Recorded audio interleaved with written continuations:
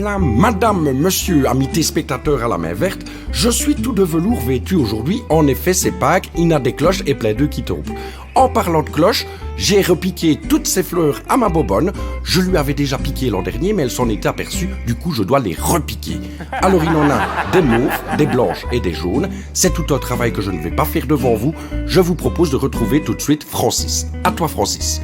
Dans la jungle, petite jungle, tiens, nouvelle tige. J'ai vu un gros chamois.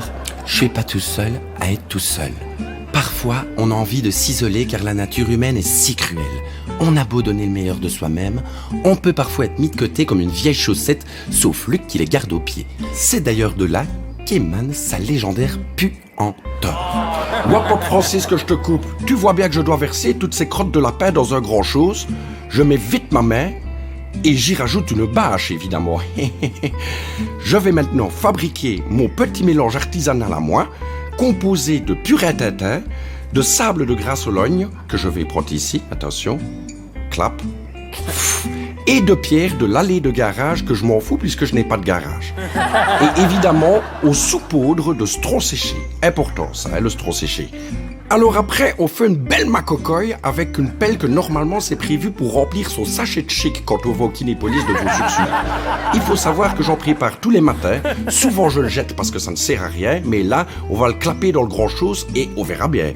En attendant, retrouvons Bérangère qui va sûrement faire bien pire que moi. Allez, on remplit maintenant. Une bonne poignée, plaf. Faites une deuxième. À toi, Bérangère.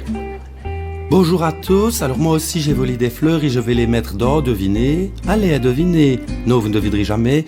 Dans des gros œufs. Évidemment, ce n'est pas des vrais, je les ai fait avec du plâtre, de mes bras cassés, oi oi. Donc, il faut 2 rouleaux à 4 €. Après, on va les couper en bordeaux avec des ciseaux avant de les clapper dans l'eau. Mais d'abord, il faut gonfler un ballot. Je vais le faire tout de suite.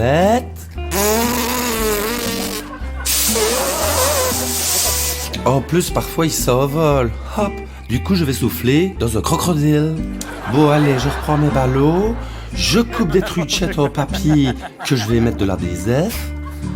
On les dépose sur une tasse de café, sans sucre, et on attaque avec le plâtre. Bon, ici, il y en a quand même pour 6 semaines, avant de réparer la fracture. C'est une grosse fracture. D'ailleurs, moi, je n'arrive même plus à payer mes fractures. Tout qui est si cher.